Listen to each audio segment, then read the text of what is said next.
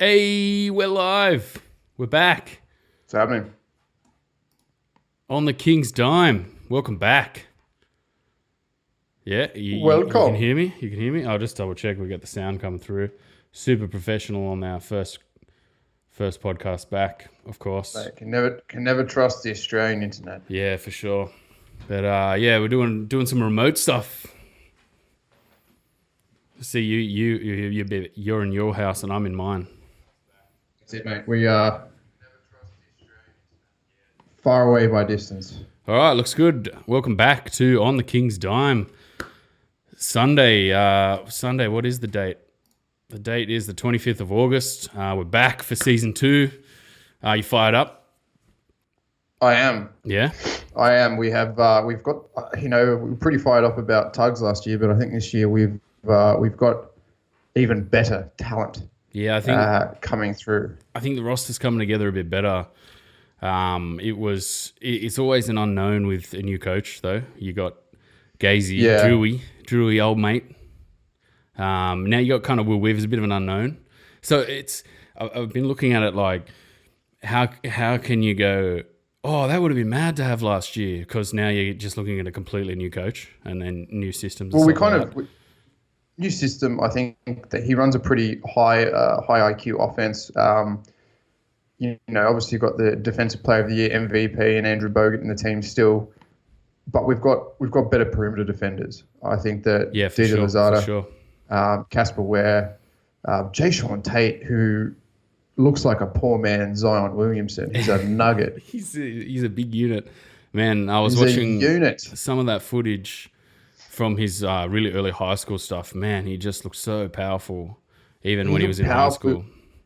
Yeah, he looked powerful. He looked good. He can stretch the floor a bit. Hard to push through in the FIBA game.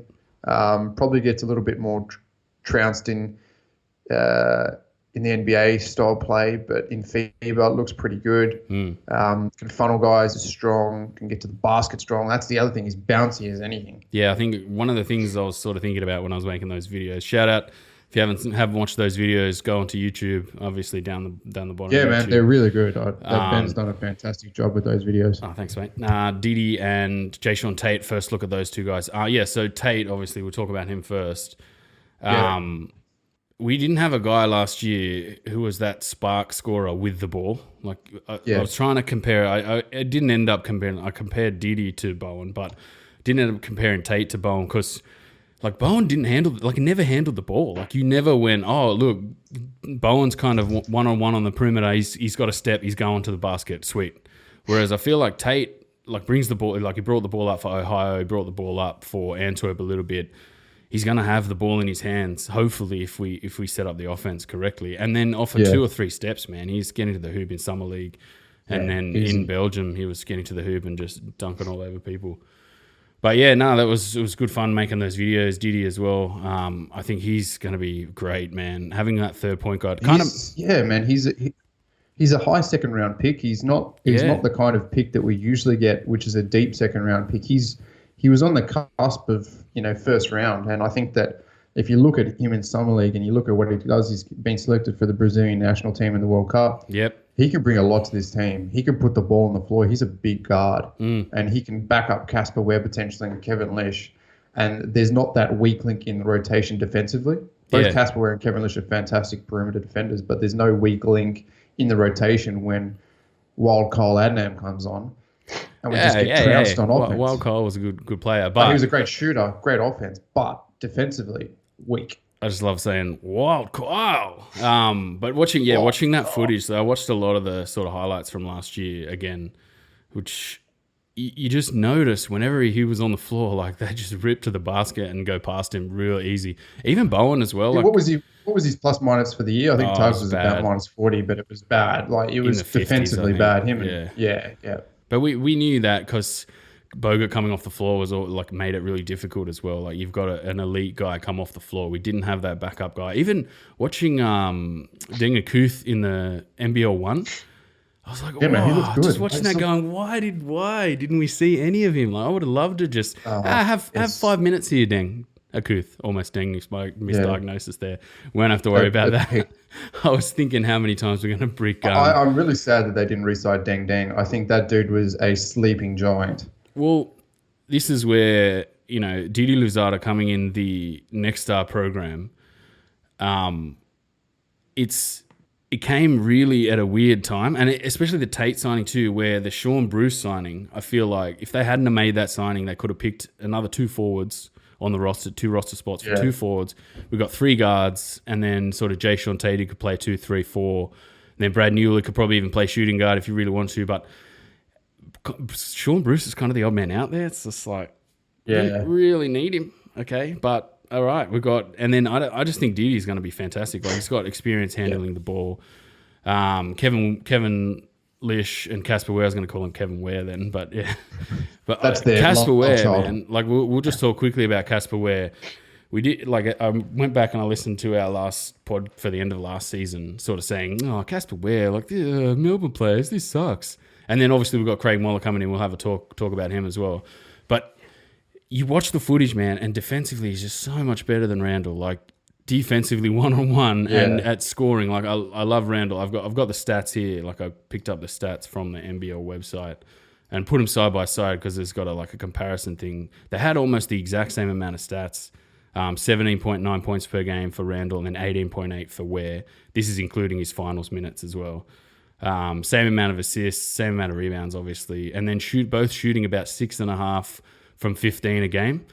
And then Randall had better field goal percentage. But if you watch the footage, Randall is not a good on-ball defender. A lot of his on-ball defense was essentially, try my best, boys. Like, this is all I can give you. Whereas you watch Ware, and Ware was kind of like fit together with better guys, but better on ball, man. And then if you put that with Didi, and if you watch some of Jae'Sean Tate's, obviously I didn't put that much sort of defense stuff. It was more mainly offense stuff. But if you watch Tate's like perimeter defense, man, he's just a menace, absolute menace. 6'4" and wide, like an absolute keg of a bloke, an absolute beast of a man. So it's going to be really good having those guys. What else have we got to talk about? There's not much happening, like I said in that intro yesterday. Oh, this man, have a sneeze, son. Oh, man. Good stuff. It's good. I can't really drop the mic at all. If we're can't drop the mic, can't do anything. But, man, the spring is upon us. This is what I get. Yeah, brutal. It's good. We're doing down the barrel stuff. A complete change from you're strong. Stay strong, boys. Complete change from in the room stuff. We'll eventually get, like, I'm building a bit of a space behind there. It looks a bit bare at the moment. We'll have a bit of a space where we can both come in. What stuff are we going to do this season? Like, we've got a new format. Obviously, we're doing remote type of stuff where you call me in. Look at this guy. He's gone. That's 6. It's going. Man. Number 6. Get them all out. The start of the season. Preseason, mate. Dust. Yeah, look, obviously we're not going to have much of a preseason because of the World Cup. Yeah, man. A lot of the guys away. So it doesn't look like there's any preseason games rostered. There might be a couple of scrimmages around, but I can't see anything on the Kings website to see if they're they had quite a extensive preseason run-up. Like, we've only got 6 weeks till the season starts. Yeah. So I haven't seen any games. They played a couple of games. They played a game in Sydney University last year. They played a couple of games. They meant to play Newcastle, but that botched out because of a dodgy pitch. Yeah. That frozen court or whatever it was, wasn't it? It was wet. It got wet.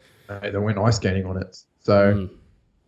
Yeah, I don't think it was wet. I think it was just so slippery because it was crap. So no, I think it was a frosty day or something, or condensation or something in the arena caused the floor to get all wet or something crazy like that. Anyway, something crazy like that. But I haven't seen anything of that sort in the pipeline. So I think for this season, we could pretty much see 1 or 2 scrimmages and then straight to the season. So some of the things we're obviously going to do, you've seen the videos, Jae'Sean Tate, Luzada. We're going to put out some more content. Yeah, way more video stuff this season. Pre-game, post-game. Trying to get more interaction. Highlight reels. Try and get some interaction. Like you guys interact as much as possible. Yeah. Get some highlight reels out. So here we go. We've got a question here. What's our thoughts on Wild Kyle Adnam? What's your thoughts? Look, he's down at the South Melbourne Phoenix this season. Good on him. Great backup point guard. Like we said, plus minus, I think, says it all on the defensive end. He could put up a shot from anywhere. He was a great 3-point shooter. Could get to the basket. Got trounced a whole lot last season for no calls. Yeah. I'll pay that. A lot of them did, Absolute. man. Yeah, Even a lot of Randall. them did. It was just NBL reffing is just terrible. And we can obviously talk about that in the Canada Boomers wrap up and even the USA. It was better in the USA series, but in the Canada series, it was laughable. Yeah. Were they NBL refs or were they just FIBA regulation refs? No, they were NBL refs. Yeah, because I noticed the Nuggety guy was in the second USA game. You know, the big Nug man that we used to give heaps of crap to last year. It's just terrible. Just bad call central. Anyway, but that's on both sides. I'm not saying it was one. But against Canada, it was just like, okay, everyone can tackle each other. And then, no, that's you hit his finger. Foul. Yeah. 2 shots. But get back to Wildcard Adnam. Yeah. Tim Hall, thanks for the question, mate. Shout out. A guard. Yeah, we picked up a guard that is much better, bigger, suits that style of play, can defend on the perimeter because you're going to need it against LaMelo Ball, 6'8" point guard. You're going to need someone of size. Casper Ware, Lish, you're going to need a fast 6'5" dude to switch on him because I really do think people underestimate LaMelo Ball and what he could potentially do for Illawarra. He's a point forward. He's not a point guard. Now remember that because you know how devastating LeBron and Simmons are. LaMelo could potentially be the same thing. He's only 18. He hasn't put on any size yet.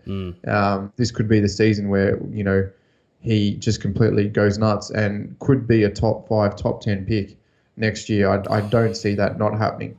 Maybe if his dad just, stays out of things. I'm not on that train. But that Illawarra team, man, that Illawarra team has gone from just last year, it was kind of a mixture of, they could do something here. Like, they're not a bad team. Rob Beveridge is their coach too. Rob Beveridge is gone now. They've got Rob Flynn, a complete kind of unknown, come through the system, like no experience, I don't think, on the big stage, to just having like a couple of like ex-NBL NBA players and then like LaMelo Ball. Like, they're just, now you're like, oh, wow, okay, this team could be all right this year. Like, you just don't know what LaMelo Ball is going to be. I think he's 6'5", isn't he? And then RJ Hampton at the Breakers. LaMelo Ball's 6'8". 6'8 point guard. 6'8". Oh. And then point forward, my friend. RJ Hampton is 6'5" for the Breakers. Yeah. So that's another one where, like, I'm telling you, man, we do NBA coverage. Shout out to Aussies taking over the NBA. But the mutant point guard is coming. Like, that's where it's going. Yeah. So it's no longer a small, big league. Yeah, you won't be able to hide in this league anymore. No. That's what. I mean, we're obviously not getting the depth of continuation because these guys will eventually go back to the NBA. So it could be just like freak, but Tom Wilson was 6'4". I would have much rather Tom Wilson stay. I thought he had actually a lot of promise because we need those kind of 6'4", 6'5" mutant point guards. But this is not going to be a small league anymore. I think you're going to see more Americans coming down as the presence grows. It's getting some attraction. Like, let's talk about that for a second, man. How many people contacted me on that video and sort of went, we're Pels fans. We want to, watch this now. We're going to watch you guys now. And you're just like, yeah, sweet, man. Like, good. We want overseas people watching this league for sure. Kind of started a little bit with Bogut, like obviously watching the Warriors, watch him go to the Warriors and play. They were all like, oh, he looks great. It's good to see. And then how many times did we say in the off season that how good is it to just see, on Facebook, on those meme pages, like every single, like, this guy could be going to the NBL and the guy be in a Kings jersey. And you'd be like, yes, more coverage. Like, we didn't get LaMelo Ball, RJ Hampton, like all of them. We didn't get all of those guys, but every time it was announced. I think we picked up really well, though, to be honest with you. Best overseas pickup for a long time. Yeah. Obviously, anything's better than David Ware. And what's my thoughts on David Ware? Poor old David Ware. Oh, man. Oh, I watched that shot again. He's up on the swearing. Can't bleep it out, mate. But watching that car, like, I ended up watching that Perth game again, and because I got KO. He played really well in that Perth game. He was so good. It was just like, why couldn't you just play like that every game? But he had literally, he was almost like a Monday night specialist. He had literally no game outside of catch and shoot at the 3-point line. Couldn't set a screen, couldn't defend, couldn't get to the hoop, couldn't finish at the hoop, couldn't rebound well. This look every time. Yeah. Like, what are you doing here, David? Like, what are you doing, mate? But that shot was pretty big, though. Here? Travis was obviously flown over for that game. That shot was pretty big. Did he ended up playing Summer League, though, didn't he, David Ware? I don't know. I think he did. I just check that. Just talk amongst yourselves, David Ware. Sacramento, I think. Ware. Really? He mustn't have got many minutes in. Nah, it doesn't. Travis plays say. for the Long Bay Lakers or whatever they are. South Beach Bay Lakers or South Bay. Yeah, anyway, I guess we'll go. We're going to do a season review podcast, obviously, down the track. We've got a couple of weeks. I've got the calendar here. So it's the first game is on the 4th of October against the Taipans away. So I'm thinking we do something with that. But there's about a month. So between the World Cup, there's 1, 2, 3 weeks. And then in the 4th week, at the end of the 4th week, that's the start of the new season. So 4 weeks is not much time to get preseason in.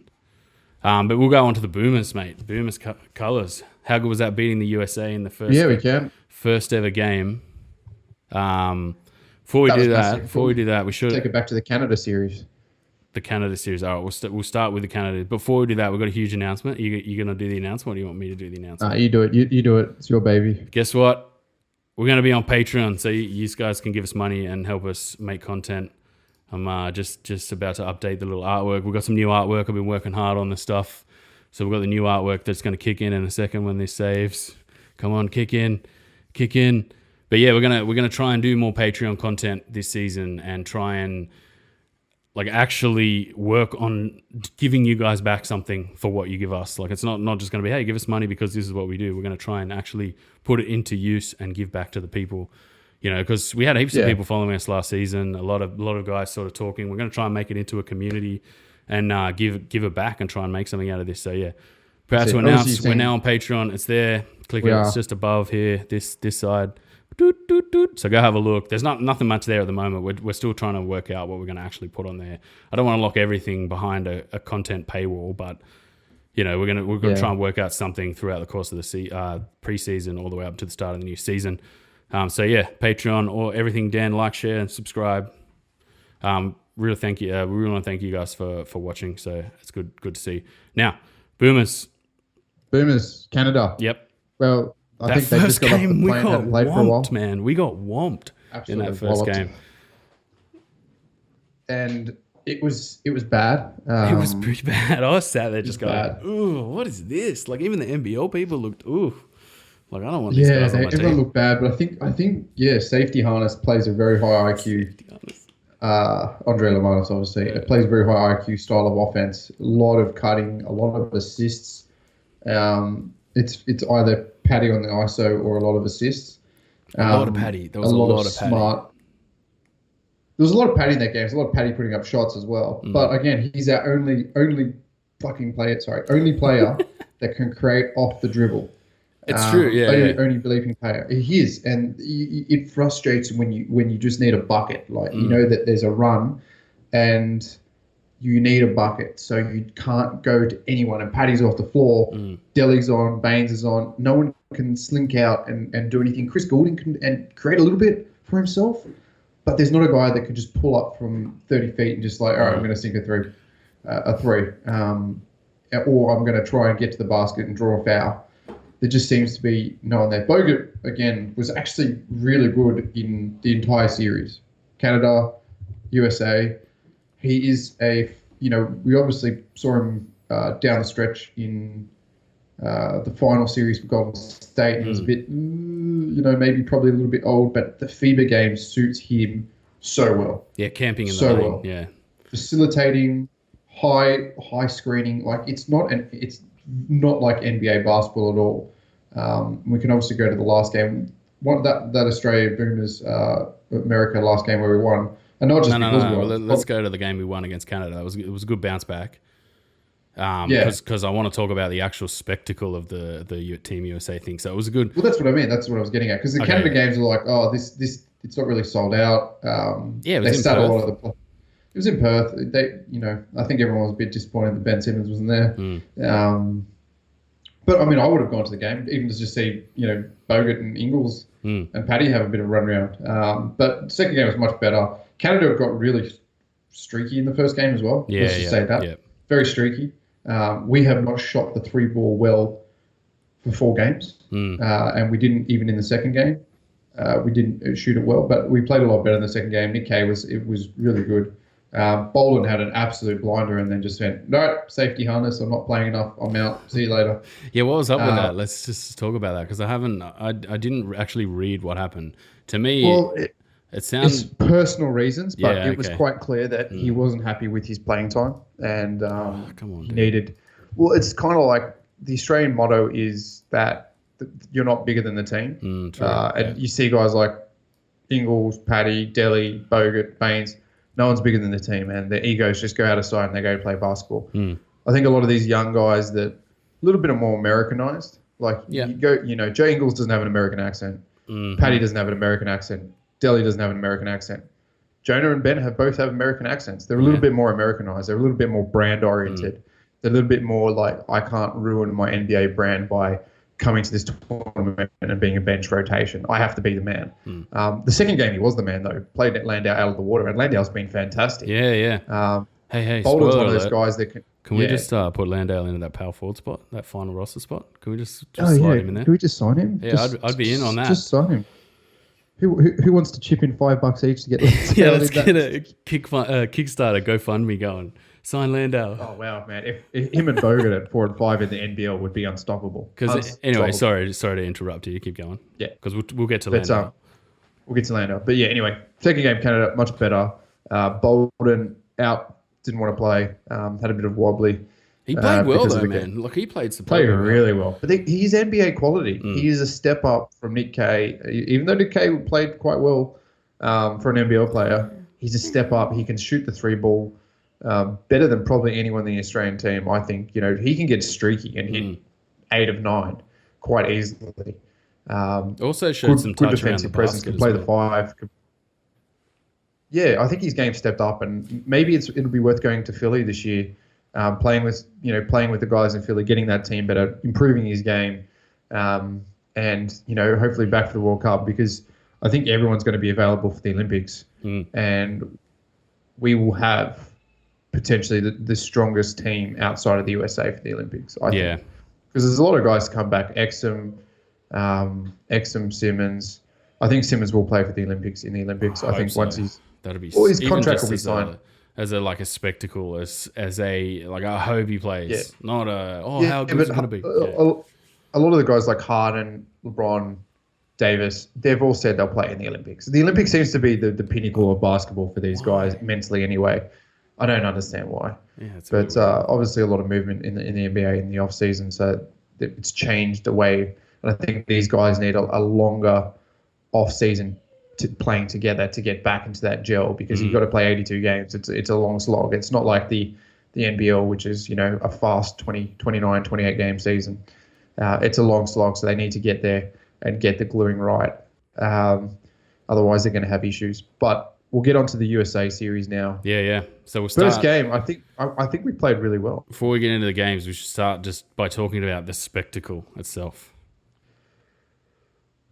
Look, I think the spectacle was a great in theory. Yeah, man. You change your mind. Would you have paid $1,500 for those seats? No. But the problem is, it was a super ambitious idea from Basketball Australia, really ambitious. Super ambitious. It was a great idea in principle. Great idea. In this current environment, this social media environment, great ideas now just seem to just be popped, and it's just like everyone starts whinging, and once everyone piles on, once one person starts whinging, everyone just piles on. How funny is it? Yeah, I want my money back too. No one, from what I've seen, no one seems to have just gone, you know what? That was pretty ambitious. And plus, obviously, spoiler alert, they got the big payoff at the end by beating USA. That's going to quiet everyone down. But, you heard me, I was texting you all the way through it, sort of going, no, this sucks. That's a terrible idea. Then, actually, no, it's not a bad idea. No, fans shouldn't be upset. Now I'm kind of fans can be upset. That's all right. Look, I think, you know what? It would be a even better idea once the new SFS is built. Imagine that game at Bankwest Stadium. No, honestly. Yeah. Marvel Stadium's an AFL ground, right? There's a long way between the stands and the basketball court. You need to have this spectacle in a football stadium. you get the new, if the new SFS is built, I don't know what it even's going to be called. That'll hold 52,000 in a stadium style seating where everyone can see the game. Yeah, you can put it on the floor. People can pay thousands of dollars for floor seats, and everyone behind that is going to see the game. So what other ground? There's no other grounds really that hold, like Brisbane Roar Stadium. That's about it. The whatever you call it, the Brisbane Broncos, Suncorp. Would you watch a game of basketball at Suncorp? No. Well, I mean, I think if it's not the basketball capital of Australia. No. I have to give it to Melbourne. Melbourne is the basketball capital of Australia. True. I'm a Sydney Kings fan. I love Sydney. I hate Melbourne, but it is the heart and soul of basketball in Australia. No, hands down. Yeah. So it does make sense there. I would have played it. What's Melbourne City Stadium called? Oh, that football one. I can't think of what it is. I hate them so much that I can't even think of what the stadium's called. Anyway, that holds about 28,000. Westpac Stadium, 29,000. That would have been a better viewing stadium for the game. Yeah. But I understand why they wanted that 60, ambitious. Man. They wanted the 60. But I think that next time that they do that, you could get 60 in at the SFS. Like the new SFS. Yeah, you get 40,000 at Bankwest. It's not ready. That's the idea. There's no other stadium. Sorry, we'll get used to not talking over each other when we're not in the same room. But we get like Melbourne doesn't have, like, they've got Etihad, they've got the MCG. Like, imagine if that was the MCG.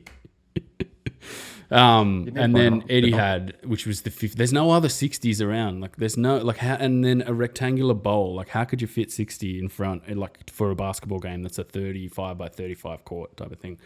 If you get what I mean, like, obviously the safe option would have been, we get 20 at Rod Laver, sweet. Let's just go from there. But it was a super ambitious idea. I just think, it wasn't executed that well. And then in this environment, no one seems to just go, well done, guys. Well done. You tried and you failed. No worries. They all just go, you suck. Give us money back, please. Well, I don't think it's so much about the money. It's just that, if you're paying $1,500 for floor seats and you can't see the game, then it's probably not. It was a bit funny. Greatest. It was a bit funny. Russell Crowe, Rusty getting angry, going, and then everyone just piling onto that. But okay, look, I can understand. But you and I, when that was first announced, you and I both just went, will we be going to that? No, we won't. No. I will not be spending money on those tickets. We'll be sitting back on the best seat in the house. Dude, how good did it look on TV? But it looked fantastic on TV. The camera angle was just slightly low. But by the end of that second game, like, I'd gotten used to it, and I was like, this is interesting. You're watching from kind of a different vantage point where you're not seeing the angle of what's happening. So every three just looked like it was going to go in. That's on target's in, and then, Paddy airballed one where it just looked like it was going to go straight through, but it was kind of an airball, but you couldn't see because it was like a flat viewing angle. But it was good. Yeah. That first game, we kind of got whomped in that first game. Third quarter. I mean, we took it to the first half. It was even, and then Kuzma and Kemba just ridiculous, man. He went off. That was the thing. All right, here we go. We've got new features on the Kingston. I'm just going to throw it as some Paddy footage. Shout out Free Dawkins. Everyone loves Free Dawkins. I'm sure it's a basketball fan. Some Paddy footage coming up. You won't be able to see it because you're only looking at me. But the Aussies just don't have like creative scorers. Like, we don't have. You can create a shot. You can create a shot. You can create a shot. Let's go to one of you three in any moment we need. Like, it's Paddy, like you said before. That's the only guy who can create a shot. Delhi can't do it. Goulding, I think Goulding has a history of it in the NBL, but we just didn't really see it in the first game. Like, I was sitting there going, "Come on, man! Like, create something. What are you doing? Like, you're so passive." And then you look at our bigs and our Landau. Look, as much as I love him, he doesn't have a lot of post moves. No. And as much as how good he was, we'll just chat quickly on how good he was. It was really great to see, like, wow, look, this young guy's come in and he's playing really well. Like, he doesn't have a lot of around the basket moves. A lot of his damage was done in transition and, off the cut. Like, Joe Ingles found him with this sweet dime down the mid, like straight down the middle. And then if you look at our team, like, Delhi couldn't seem to run good passing lanes. Like, it was only Ingles, like, off a pick and roll. Only Ingles really could get good passes and good, like, guys open and stuff like that, which to me, you just like, okay, well, less handling of the ball, Delhi, and more of Joe Ingles. Like, I just want Joe Ingles. I think in a full court press situation, which I think the Americans got into Delhi's ball security is a lot better than Ingles. And so it's kind of like get it up the floor, palm it to Ingles. And then, but the thing is, Delhi doesn't really draw the defender on the off-ball movement because they know he's not going to, he can't shoot from the 3 line.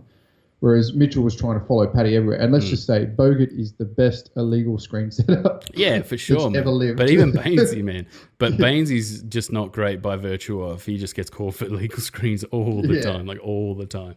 Bogut That's is hilarious. Sneaky. There's an arse out. There's just like, I'll just have this little shuffle. He just seems to get away with it way more than anyone else because he's so crafty at setting illegal screens and then using the illegal screen to either pass off for a shot or drive the opposite passing lane. How good was it? Like he and Paddy, man, have just got this like great connection, especially he knows. It's like Embiid.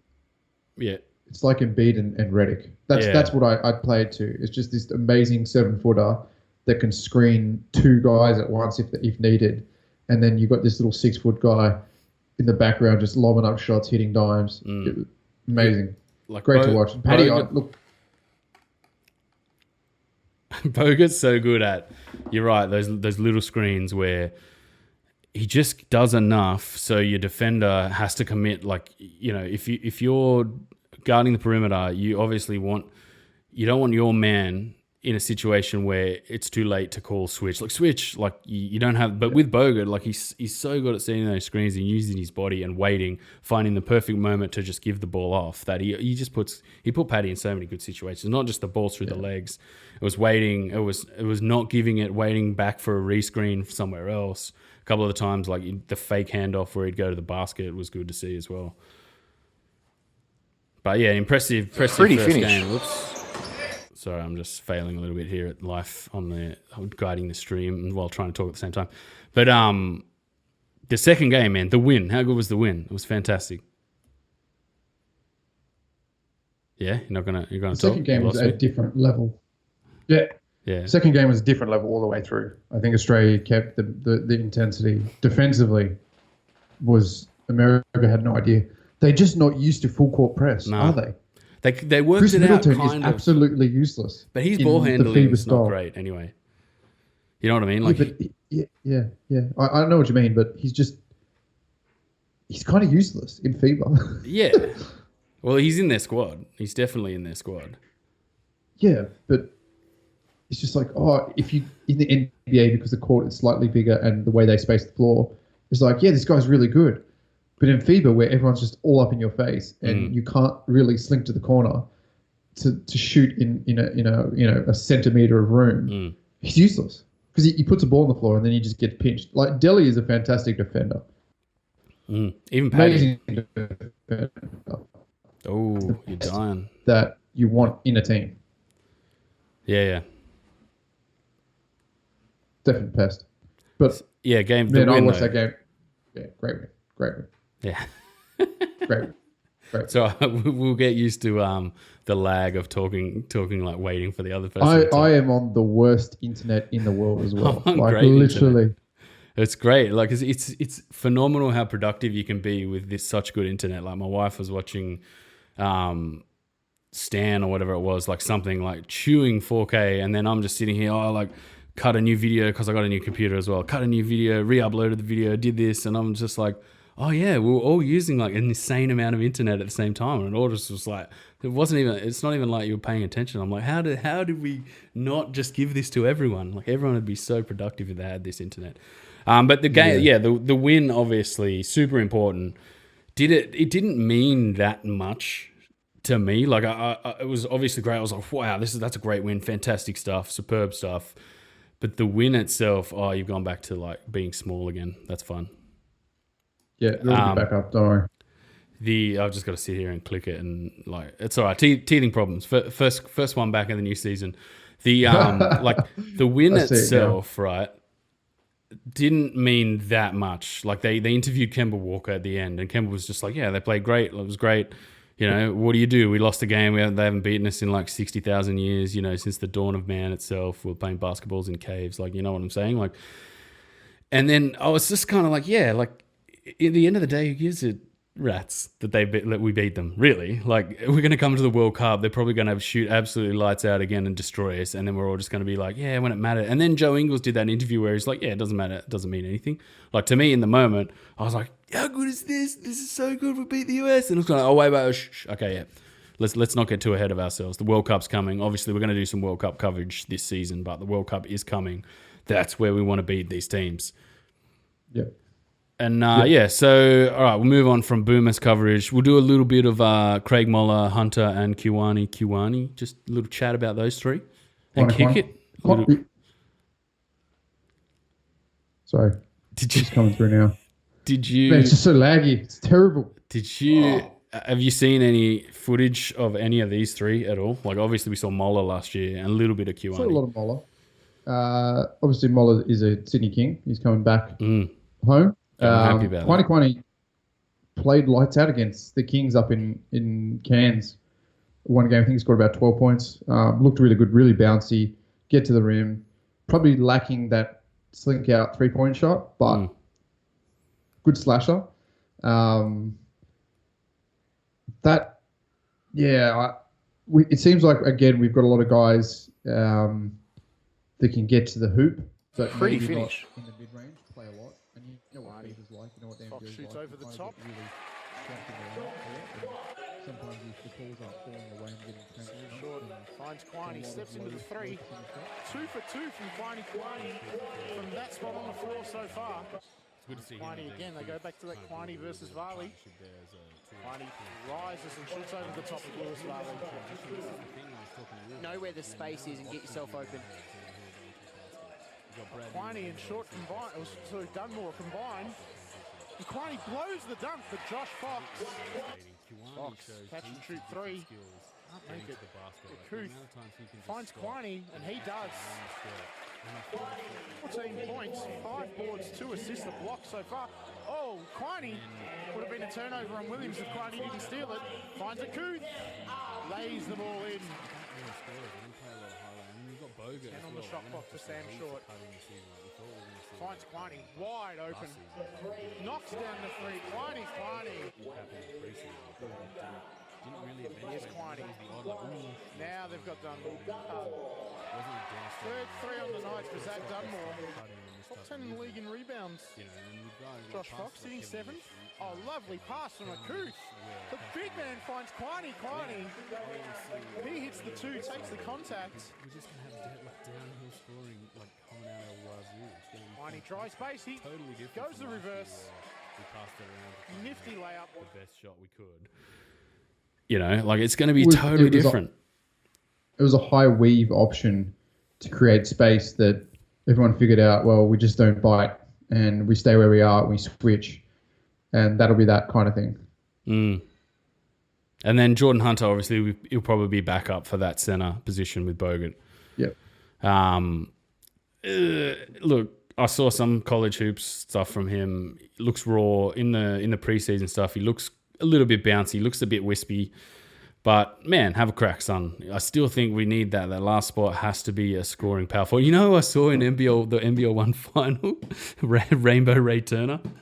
How was he? He looked good, man. He scored 12 points and then asked to come out again because he was just puffed again. Ray Puff. This dude must hit the durries. So I just was like, man, your conditioning is so bad. No wonder we didn't, he looked decent, in little bursts. If we had him kind of all season, it might have been a different story. But in little bursts at the end of last season, you were like, hey, knock down some shots. It was good. But he just was blowing after a quarter. I didn't end up watching all the way to the end. But, man, after that first 12 points, I think, that power forward spot, man, we need a scorer, somebody who can score the ball. Yeah, I couldn't agree with you more. And then, I don't know who, but who? Who are you going to get? There's no one out there, really. It's going to have to, I think, be a low-paid type of dude who just comes in because I don't think Hunter's going to score the ball. I feel like Hunter, you're going to be going, he's young. He'll give us whatever he gives us. It's a little bit like Pinot where you're going to be like, come on, do something. Do something. You know what I mean? Denga Kuth, man. We should have signed Denga Kuth. He played really well, man. Watching some of that Ballarat Ballarat? I think it was Ballarat. Yeah. Watching him in the NBL1, man, you're just like, oh, man, like I wanted to see him. Like he would have finished plays. He was really good handling at the elbow and the perimeter. But then, again, we've got Jae'sean. Jae'sean's not there anymore. So, that's a win. Yeah, we've got Will Weaver who runs a very... Yeah, it is. I think Will Weaver runs a high IQ offense. Obviously, his team, the Long Island Nets, made it to the G League final, didn't win, but plays a good style of basketball. A little bit different, obviously, in terms of style, but he's on the Australian coaching team. He works with Safety Harness, Luke Longley. These guys are obviously going to be, I think, coaching at the World Cup's going to give him a lot of ideas about how to play FIBA ball as opposed to NBA style ball. So I think that's a good lead up to the season. Kind of disruptive for the Kings though in many ways because they're not going to have a coach up until really 2 weeks before the season starts to work with on a week-to-week basis. So it might be a bit disruptive, but I think the quality of players that we're bringing in can overcome that pretty quickly. So hopefully that preseason's not too disrupted. We're going to try and bring some coverage at the start of the season. I'm going to try and do in-depth looks at Will Weaver.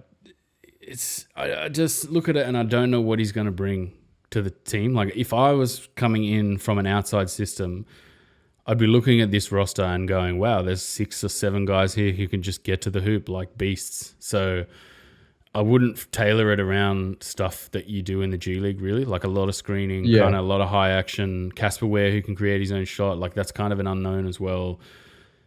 I don't know how he's gonna surely he's gonna look at it and just go, here's a sum of things. I'm gonna make a dish out of it. Like not like this is what I'm gonna do. I'm gonna make sure I keep doing it like this, bring my G League format like this. Like I think the other coaching aspects where he might excel are the like building the team's intensity and building the team, the spirit and the IQ rather than a style that's going to, like, we're not going to see, oh, he's brought this fantastic style to this league and he's just cleaned it up. How good's that? You know what I mean?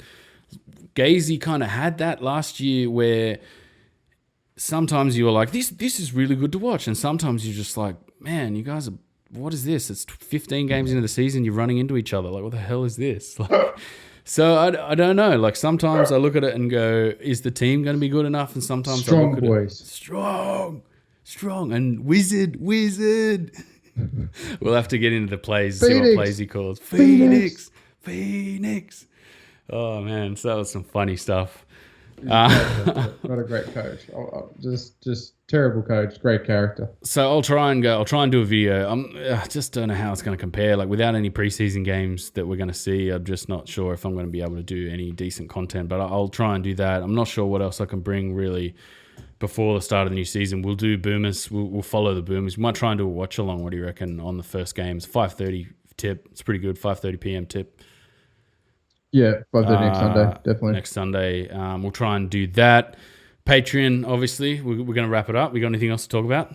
No, that's pretty much it. We'll talk about plug Patreon. Obviously, new content. We'll work out some pricing for that content. But yeah, I think with the streaming stuff that we're delivering, videos, continuing on with obviously the weekly podcasts.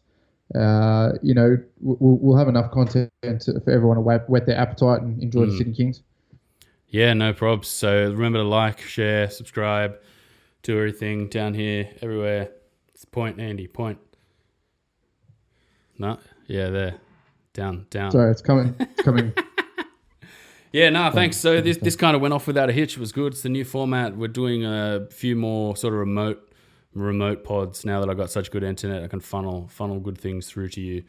Working hard on the videos. Thanks everyone for watching. Really appreciate it. Obviously, it's a blast making them. I had good fun. It sucks that we don't have one more guy with a lot of footage on YouTube that I can just get into for the next couple of weeks. But we'll try and do Will Weaver and see how he's gonna fit this. I just look at it and go, I don't think he's gonna bring stuff. I think he's just gonna look at this team and go, right, build a team, go kind of thing. So, but thanks everyone for watching. We'll upload this on Podbean for now. We're looking at how we're gonna do that. We might obviously migrate to SoundCloud completely, or something. Because Podbean. If we can build up to, like we said, the Patreon, we're not here to just make money and look, you give us money. Like we're here to kind of use that money to make more stuff for you guys. So we'll look at podcast hosting options. At the moment, we're just using Pleb Podbean, where you just pay and then you get what you don't pay for. Yeah, that's. I was going to do this funny story about me uploading stuff, me uploading these things right after 5 episodes. It was just like you've used too much space. And I was like, how am I going to get the rest of these on here? And then I thought about redoing, like re-encoding them really small. And I was like, whatever, just go and watch YouTube, man. And so we'll throw these up as we go on Podbean. You get a month, and I think it's like 3 a day and then 5 hours or something a month. And then there's like traffic limitations too. So the money that we raise from Patreon will go to delivering you guys better stuff. So really appreciate it. Like, share, and subscribe, everything. And we will see you next time on The King's Dime. Come on, rip one out, Andy. Rip one out. Feels good saying it. On The King's Dime. No, we'll see you guys next time on The King's Dime. We'll see you guys next time on The King's Dime. Yeah, I'm going to have a lot of fun saying that this season. All right, take it easy, everyone. Have a good afternoon. Laters.